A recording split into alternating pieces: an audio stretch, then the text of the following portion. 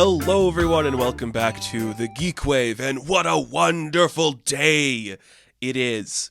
That's a line from one of the movies we're going to talk about today. The trailer came out for it. I'm hyped as all fuck, man. Oh my god. New Apes always makes me excited, but I guess we should just start off by saying, this is the low budget show. It's the show so low it has no budget. Unlike some of the franchises we're going to be talking about today, our budget is small, so we can't really expand into new territory. We're kind of stuck in this perpetual state of, maybe if they rebooted this, it'd be interesting, but who needs a reboot of it, you know? That's cool. We're talking reboots today. I don't know, just seeing a couple trailers come out this week, it got me thinking about which ones have worked, you know? Because we could easily sit here and talk about all the failed ones where you're just looking at this thing where someone's like, you know what we need right now is a reboot of this. And then nobody watches it and nobody talks about it and it fails because it's miserable and boring. So then they have to do old Ghostbusters again. So then they have to do old RoboCop again. So then they have to do nothing to a Dredd sequel. We're not touching Dredd for some reason. It doesn't matter. It doesn't matter. I'm in an ape mood. This is all because of the trailer for Kingdom of the Planet of the Apes. I would say it's early into the 2024 schedule of movies that are coming out. We haven't seen any of the more indie releases going to film festivals and whatnot. I would say right now, where I'm currently sitting towards the 2024 release schedule, Kingdom of the Planet of the Apes is the top of my list.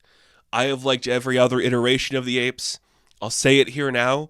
Before the release of this movie, we will cover every single other Planet of the Apes movie. We'll do extensive stuff talking about this franchise because it's my franchise. My franchises are the Muppets, it's Tron, and it's the Planet of the Apes stuff. I love all of those so much. And always getting more apes makes me excited. And I guess we are getting more Tron soon. And Muppets Mayhem came out this year, so I'm feasting good. I'm feasting good. But before we get into some reboots that worked, we have a couple of trailers to talk about just for some upcoming projects. All of these are slated for next year, and that's kind of cool. You know, we're in November now. Things are kind of switching out of this time zone. Nobody really gives a shit anymore. The schedule is pretty much locked to the end of this year, I would say. Nothing's really going to shift, but I say that and then Disney takes Magazine Dreams off their schedule, so that doesn't exist anymore. I guess it's all in flux. And I should say this kind of before we continue. There was the huge Variety article that came out recently talking about the stuff with the MCU. There was a whole bunch of it, just who they're setting up to fail for the Marvels, what's going on with Blade, the CG, VFX stuff, just who they want to bring back, who they need to get rid of. I don't want to get into that. I think that's going to be covered extensively by other people who do this type of stuff. People who probably give more of a shit, because personally, you can look at that for any studio. Marvel's just the most notable one because it kind of created this stupid incestuous bubble of people talking about entertainment online. It comes from this desire to be in the know with the fucking MCU, so I don't care. Personally, let's just throw out a couple of things I feel about it all. Get rid of Jonathan Majors. I don't give a shit. You can replace him with anybody. You have a time-traveling multiversal piece of shit. Do it. Nia DaCosta is not the problem with the Marvels movie. It's a lot of other stuff going into that, and I'm more excited for her next project than I am for this one. A Blade movie is easy. You fucking it up's your own fault. And I just say don't make it. What's the point? We don't really need it. Bring back RDJ. I don't give a shit. I mean, he likes money, and I don't think he really gives a shit about Tony anymore. So if he wants to come back for the paycheck, do it. And pay your VFX people properly. With that out of the way, let's cross over to the other side of the Disney pond, which is the Fox 20th Century branding that they bought, and talk about a trailer for a new movie coming out in May of 2024, Kingdom of the Planet of the Apes. Now, this was the long-talked-about successor to the Rise, Dawn, and War movies. This particular story pretty much encompasses a couple generations later. I know there was some conflicting reports, like, hey, maybe it's more about like Caesar's child and his generation, or all that kind of stuff. They always said it's going to be like a couple generations later, and that's going to be kind of like where we base it off of, because all of like the cities are like overrun with like floral and trees and vines and everything, and it looks great. The first thing you notice from this trailer is like they put so much money into these, and I think that is so cool. Like they care so much, and I think it's just because like the audience at large just likes this story, where it's like it's a simple premise. It's kind of just like a rebellion-ish story, like the hiding of the truth to like the general public and growing up in a time you don't know, but it's apes that look really well done, and it's just like a cool story. And these movies, they make some bank. Like I know none of them crossed like $1 billion, but I'm pretty sure like Rise, Dawn, and War all did fairly well at the box office. But this story follows Noah. Is that the name of this new guy we're talking about here? He is like this chimpanzee who rides a horse, and he's like a falconer. So the poster is a monkey on a horse with a hawk, and you're like, oh, that's like all the things that are cool together. That's so cool. And he's just like trying to slowly discover himself in this world and see the cracks through it. There is also like this evil dictator who like works on like the coast, because he set up like a village that's like on the coastal side of like the world, played by Kevin Durant. And I'm like, oh, that is a guy that is perfect for a villain in these movies. He's big and intimidating. He has a presence. And if you just slather him in some green dots, he's perfect to play Proximus Caesar. Clearly, I say clearly loosely, it seems to me that Proximus Caesar is going to be like, I am this generation Caesar, don't you see? We have to contain this outburst of like humanity and bring them down, destroy them all. Oh, that's so cool. That is so cool. I dig that so much. It's really fun. It definitely feels like we're leading to what's going to come, you know? We're headed into some bigger directions. Now, there was this character that we see in the trailer, and I saw some people speculating about this online. It's the orangutan that's kind of like friends with Noah, and their name is Raka. They have a certain like necklace design on them, and a lot of people are speculating that this is going to lead us into the direction of Dr. Zaius. So I am calling this like a classic reboot. It's not like the Tim Burton one, where it's insane. This is just more like we're starting at the beginning of this world and how it gets there, and we're slowly seeing that form. So the apes are starting to stand more humanoid. They're all talking more, because, you know, in the first like couple movies, they aren't like all verbal. Caesar and Koba and Maurice was a little bit, and then Bad Ape was too. And now we're kind of like getting to that point where they're all talking. They're all kind of becoming these individuals, and that's kind of cool, and leading us towards like a Dr. Zaius, like a Cornelius. I wouldn't be surprised if this movie ended and we get like a big name of somebody, of anybody, because we had Nova in War.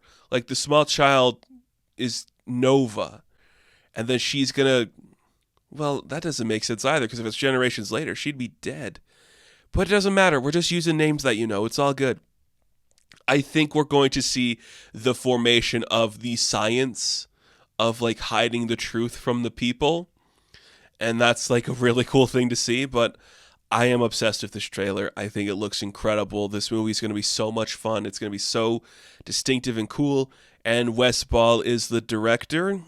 He worked on those Maze Runners, I do think. Did he make all of the Maze Runners? I guess he did. This is the only movies he's made. And he worked on other shit. Is he a graphics artist? That's kind of cool. So he worked in visual effects. So, oh yeah, he's a great choice for this then, yeah. Because if you were somebody who starts off with like the special effects side of things, you're going to have a stronger feeling and connection towards how you make a movie. So that's great. Cool.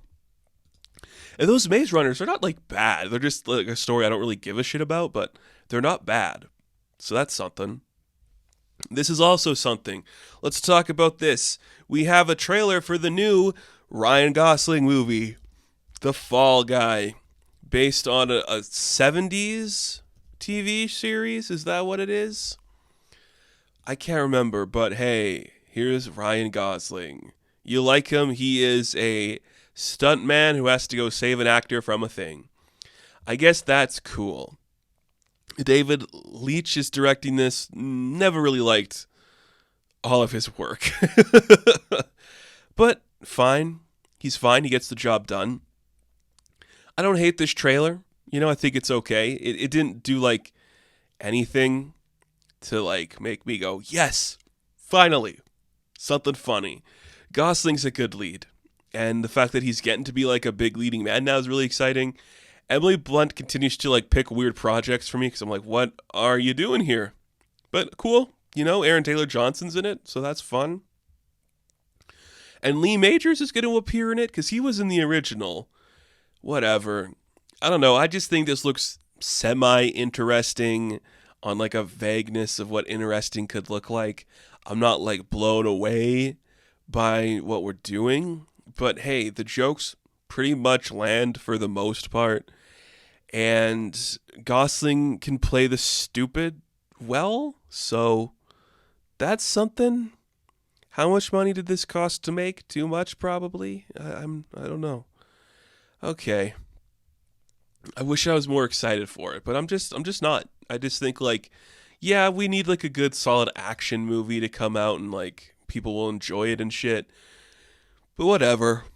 The end of the day, it's coming out in March, so it's either going to we just kind of keep moving up like when the blockbusters start, because now it's like March, you can have a blockbuster come out. So maybe this will do John Wick 4 numbers. Probably not, but I don't know, maybe the fact that it's Gosling will carry it. I think Bullet Train just made that much money because there was nothing else in cinemas at that time. That's the only reason. But David Leitch, he can whip out a movie quick, it feels like, and he's fine. I don't know. We have one more trailer to talk about, and there's like an overarching thing involved with this trailer I do want to talk about. That is the release of Marvel's Echo series. This is the Maya Lopez spinoff of Hawkeye. The worst show Marvel has made is Hawkeye, and I will stand by that. And then this trailer shows that all 5 episodes are coming out January 10th. Fine. It's crazy. I'm just like, the trailer itself, I think people have been like, oh shit, we've never been so back. I don't get that. This looks the same as like Daredevil, and I'm like, that's fine. I guess like what else do you do with the Maya Lopez show? I personally can't think of anything. So sure, this can be what we do. I don't know. It is the first mature M-rated Marvel project under the Disney umbrella. That is solely because you're not getting anybody to watch this that's like a teenager or like just casually watching. You want to go for the hardcore, like intense people are like, this invokes the Netflix Daredevil, because who gives a shit? Who gives a shit? I like Maya Lopez. I like Aliqua Cox? What's Aliqua Cox? Is that her name? I can't remember. It's been years since I thought about that show. Aliqua Cox, I think. I like her. I don't give a fuck about the show.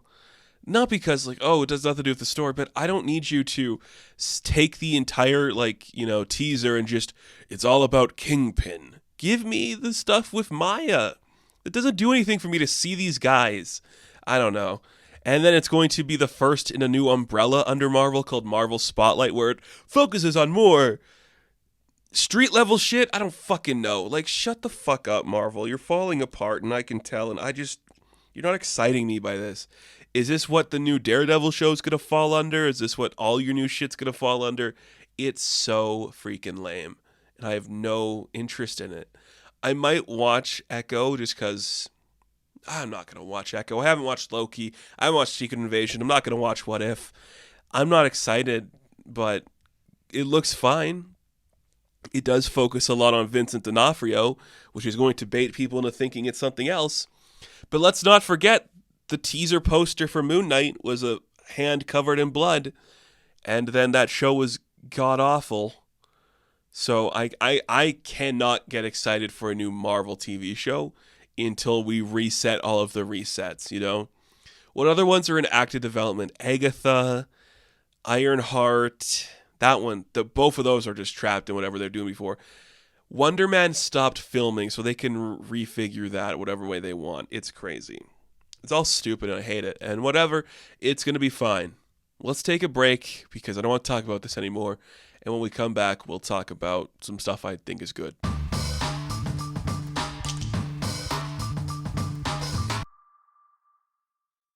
So this is a fun topic and in no way controversial in the slightest, where leaving a certain thing off the list or adding a certain thing off the list will have people agreeing or disagreeing with me. But I wanted to try to find a consecutive list of franchises that worked rebooting. And it was hard, I'll be honest, because I didn't want to do comic book superhero stuff. Because we could just do like, who's the best Batman? And that's its own video we can get into. Who's the best Spider-Man? That's a video we can get into. Blah, blah, blah. So I wanted to take those off the list. That could have filled this list. I didn't really want to do like a one and done. Because you have to try to find like, it took the initial concept, modernized it up for general audiences in some way, and made itself work. And that is hard to do. In some cases, there's like just like one movie, but there's actually only one on the list. That's just one movie, but there's also a planned spin-off of that coming out. So I'm including it as a successful franchise. It's just weird to think about. I don't know. It was surprisingly hard to make this list. I think because everybody wants to make a franchise, but nobody wants to like make a good franchise. That finding like a modern one is hard. Like I don't know. I hate it, honestly. This is solely inspired because of the Kingdom for the Planet of the Apes. Just seeing that trailer, I was like, oh, we're doing Apes again. Hell yeah, we're doing Apes again. And we're doing Apes based off the successful reboot of the Apes. So we gotta talk about the arguably to me, the most successful reboot. I'm also not including like a Lego sequel or anything where it's like this was a planned like, you know, own thing and then a classic character shows up. I don't want to do that. I want to try to like just solely its own thing. And Planet of the Apes being the first one I want to talk about, that is kind of complicated because there is kind of like the idea that the reboot is supposed to take place in the same universe as the classics and kind of like lead up to that moment. But it's solely its own thing. And I think it's a really good trilogy about the rise of power towards this guy trying to help his people. And Caesar's story is so interesting, just from this ape that was smarter than most to being experimented on to fully protecting his family and his people when the world is trying to destroy him. It's a very personal story. It's a very intimate story. I dig it so much. And they just look great. Like, I know in the 60s and 70s, when we're doing the original ape films, we want to do prosthetics. That's the style. And I can see how, like, even somebody like Tim Burton would want to do prosthetics. A movie that I like more than most. I do appreciate that Tim Burton weirdness of a Planet of the Apes movie. But, you know, just the rise and dawn and war have this specific feeling and tone. And they're so compelling. And they look so good. Some of the best effects that hold up so well. It's amazing when you just put the time and dedication into that craft, like how specific you can get it. They just look so good, and it's such like a good escalation of character. Like the first one, Rise. It's a simple story. We're not like doing anything outlandish or crazy. This is an ape who is special, and he starts to develop more empathy and knowledge of himself, and he builds a revolution in like an ape sanctuary, and they cross the Golden Gate Bridge to get to the Redwood Forest. That's the movie. That's the first movie. And you're like, that's it? I thought this was the rise of the Planet of the Apes. They just went to the woods. And then the movie ends with like a virus spreading across the world, killing humans. And then in the sequel movie, Dawn, which is so freaking good, Caesar is like a ruler, and he's trying to coexist with these like tribe of humans that are essentially looking to gain power to their village so they'll be like able to survive. And Caesar's like, I still have my place in the hearts of humans and they still mean something. I shouldn't destroy them. But Koba's like, no, we should fuck them up. And he fights Koba. And then the third movie, which is so good, Caesar loses everything and now has to become the messiah for his people while he's haunted by the visions of the ape that he killed because ape killed ape. And now, oh my God, it's so good. That I really love War. I think my favorite is Dawn just because it's such like an intimate story. But War is this great exploration of like, this is a guy who does not want to fight anybody. He is broken and lost, and now he has to defend his entire species and become like the face of this. It's so compelling and so unique. Like, we really don't do it like this often. I love when a huge blockbuster is just about like this intimate character and he just gets to end. He like has his story, and you have to commend Andy Serkis for just committing to it. Like, he knew exactly what to do, how to do it properly. It looks so good. My God. I'll talk extensively about these films more, just because they're some of my favorite films ever made. Maybe my favorite trilogy of film. I'd really have to think about that, but I just think in terms of like what I'm looking for escalation of narrative and like intimacy with my characters, it doesn't get much better than this. I haven't rewatched them in a while. I would say I haven't rewatched like the trilogy since the last one came out, which is like 6 years now. God, they're so good. They're so good and interesting. And James Franco's in it, and Woody Harrelson's in it, and Jason Clarke is in it, and Kerry Russell's in them. And you're like, damn. And Toby Kebbell, I know we praise Andy Serkis for his work as Caesar, like starting from a young guy to like an old ape dying. Toby Kebbell does some amazing shit as Koba. He has to be this destructive force that is the antithesis to everything Caesar's trying to build. And it's great. He has the energy of a freak. Dr. Doom over here, you know what I mean? No, it's really good. They're so good. If you have not watched them, they are so strong and they look great. And it's the perfect exhalation of character. When Matt Reeves does take over, there is just something a little bit more interesting. You just have a little nicer looking quality to it. But I love all of them so much. I think they are incredible movies. And a perfect reboot. There are some named characters that you know, like Nova shows up. We see the rocket ship and that kind of stuff. Somebody is named Cornelius, right? Is that the name of Caesar's son that gets killed? I can't remember. It's good shit, man. It's good shit. We're headed to a Dr. Zaius world, and it's terrifying. Dr. Zaius, you got to help us, Dr. Zaius. Sorry, I'm a big Simpsons guy, too, if you haven't realized. Okay, want to talk about another franchise that kind of worked? Maybe it worked more for a younger audience for a minute. I'm going to put this in. You don't have to agree. The Abrams Star Treks? Ooh, yeah, I'm already feeling like, oh, should I put this in? Look, I think if you're a casual Trek person, the characters you know are Kirk and Spock and Uhura and Sulu and Scotty and Bones and all of them. And you can't really do like a reboot of that or like a sequel of that because some of those actors have passed away in the 2000s and all that kind of stuff. So taking those initial characters and like doing a modern reboot with them, I get what we're doing there. That is something. And currently, Strange New Worlds is doing it too. You could even go far back as to say The Next Generation is a reboot, but that's not what I'm going for. I'm going for the Abrams stuff.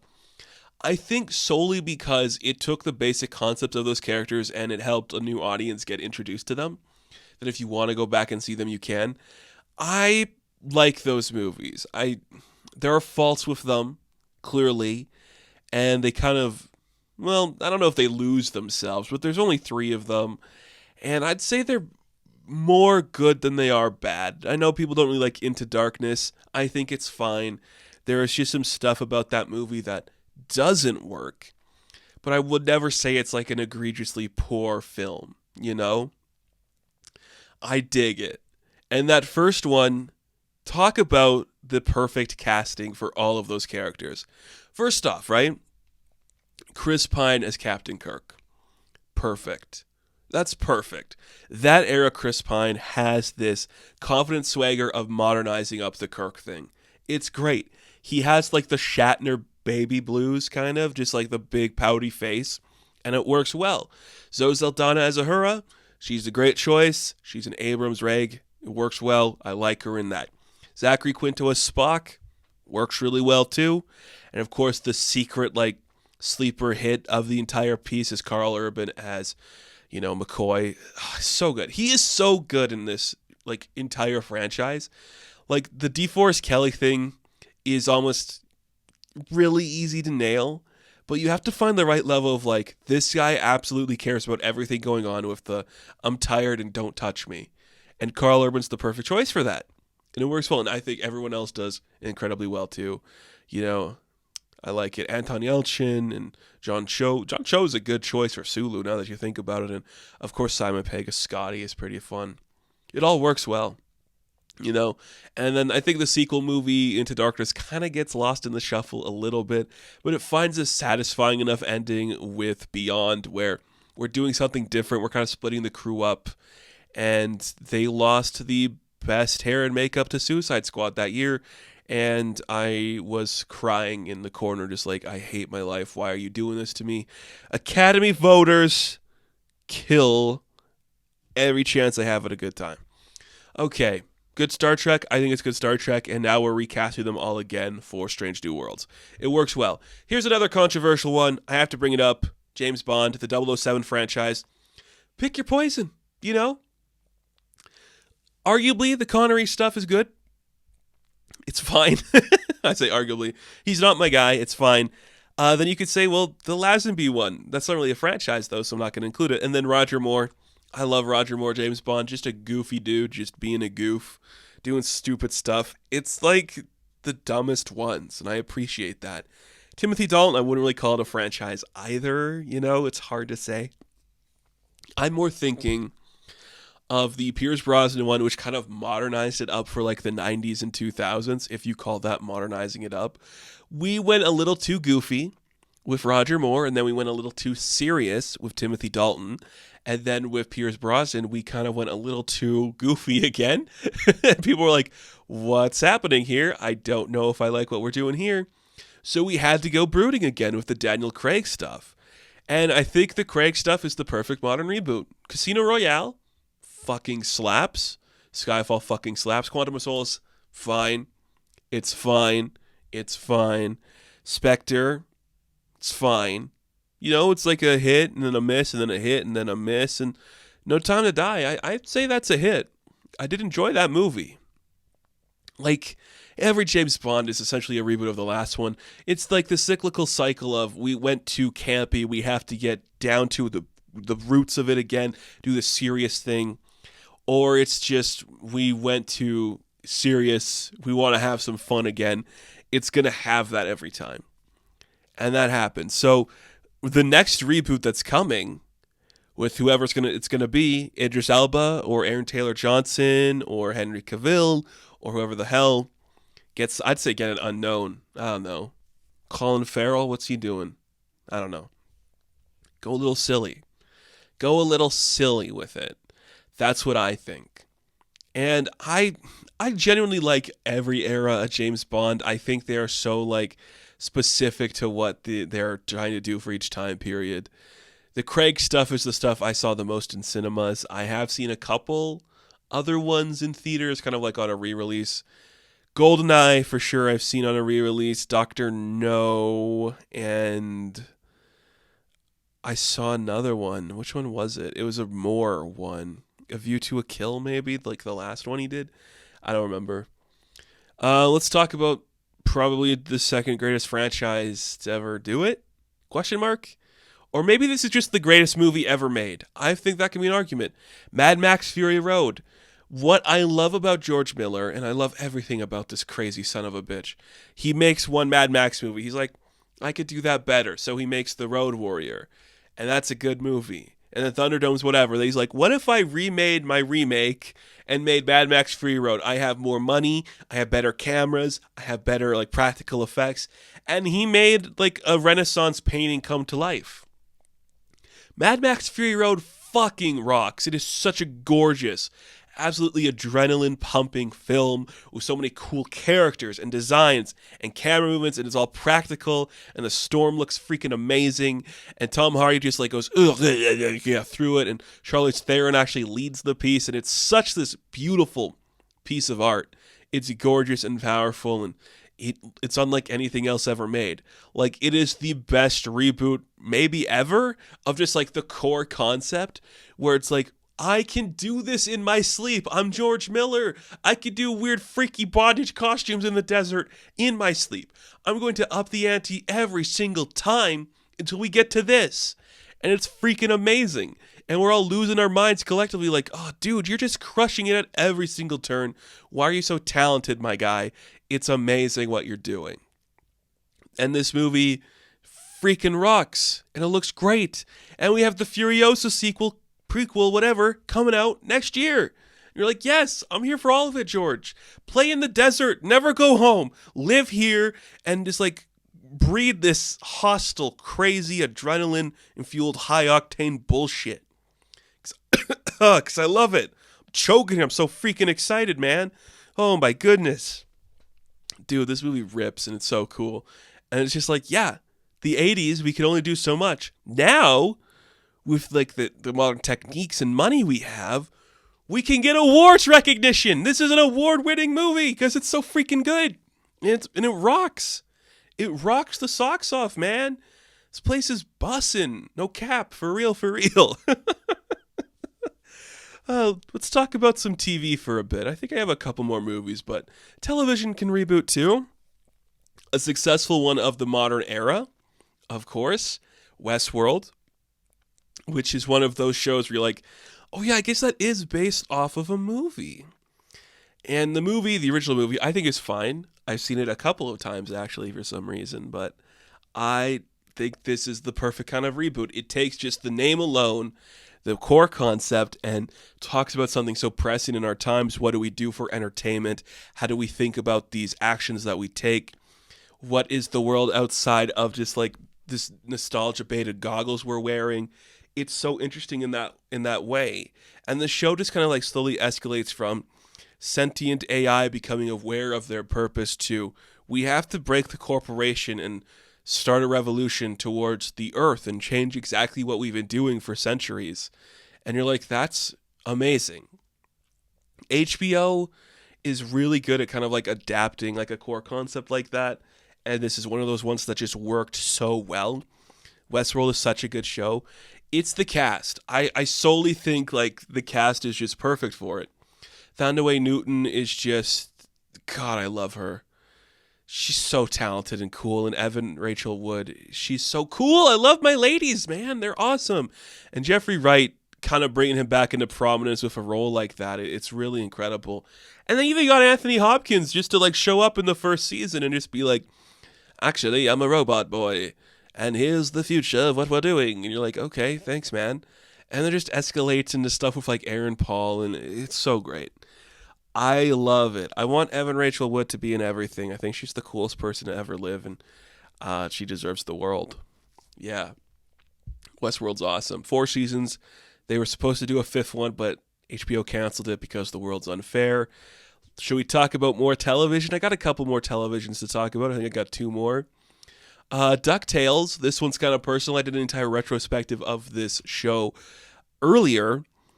It's just good. You know, it's just like the core concept of DuckTales, but we have better flash animation. We have better voice acting where they all sound like individual characters. We get to like make fun jokes that are modern and hip.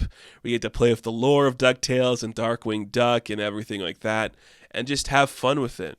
And then we get to introduce characters like Daisy eventually, and Goofy shows up for a minute, and the Rescue Rangers show up for a minute, and we go crazy and have fun. Like, it just goes into so many brilliant and satisfying directions that I love it so much. It's a really good show, and it's 3 seasons, and they're really good. I think they all hold up incredibly well. And this is the other TV show I have on here. I want to talk about this one just kind of briefly. I am not the biggest fan. I haven't seen all of it, but I'd be remiss if I didn't bring up like a science fiction show that kind of like took the world by storm for a brief minute, and that is the reboot of Battlestar Galactica. Like the original show, clearly like playing in that specific era of, science fiction is popular and people are liking some of the stuff we are doing here, but we could maybe branch out and try to do some more, The original show, I think it had its audience. It wasn't like a super popular one that everyone talks about, but when they rebooted it in like the early 2000s, I want to say, it suddenly just like became like that viable franchise that people wanted to talk about, that people were like, this is kind of interesting. I support it. And I think that's pretty cool. Or did that not do well either? I can't remember. I mean, it just like was the perfect blend of that concept, And that's like a cool thing to see. I dig it. Katie Sackhoff was in it. Remember, everyone's like, well, she's pretty. And that was like the thing. Yeah.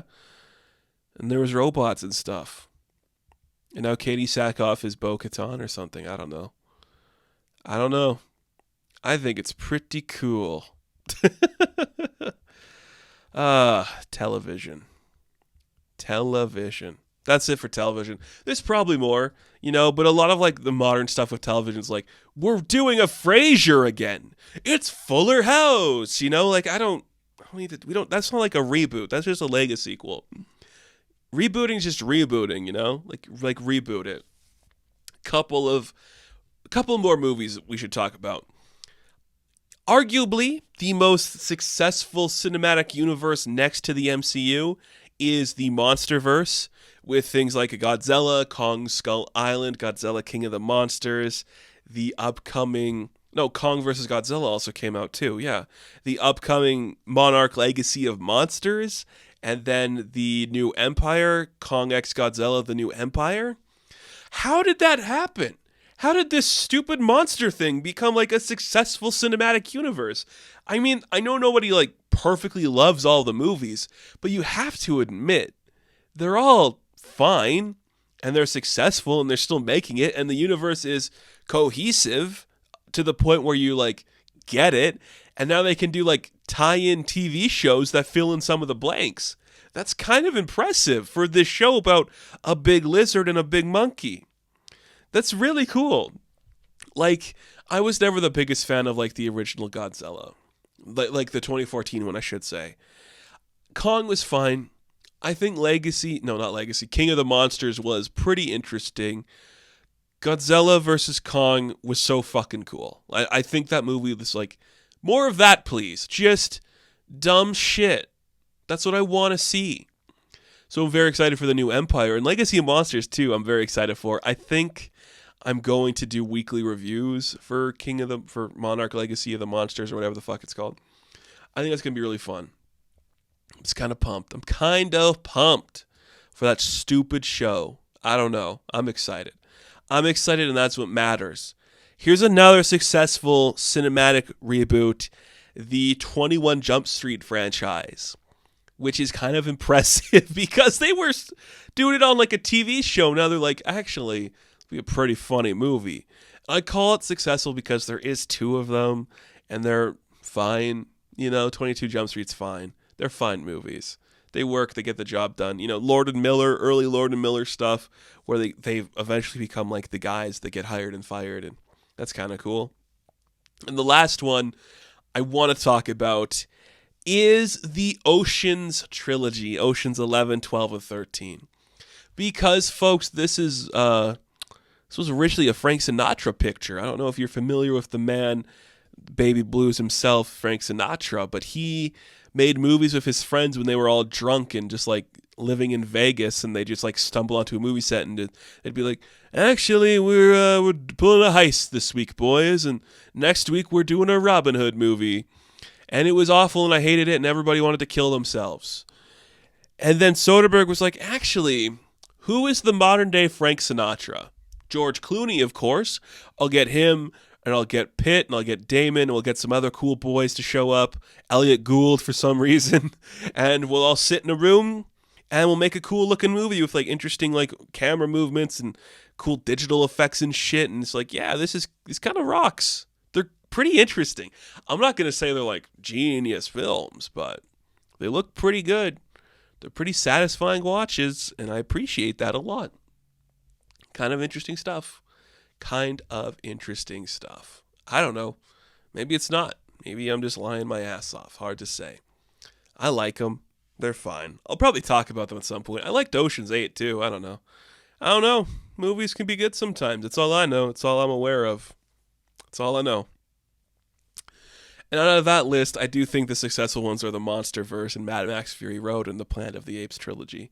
But they're all impressive reboots that managed to make money, managed to look good, managed to improve upon the original concept, which is hard to do. But they did it, and we should all be thankful for that. And I'm sorry I left off your favorite one. I'm sorry. It just happens. We can come back next time and talk about why the RoboCop reboot's shit. But why should we? We all know that already. So hey everybody, thank you for watching this episode of the GeekWave. Be sure to like and subscribe to the channel. And as always, you can check me out on Instagram, TikTok, and Twitter. And of course, I will catch you in the next one. Yeah, I will. Don't say you're not coming. I know you are. Until then, have fun, stay safe, good luck, and go watch some good fucking movies.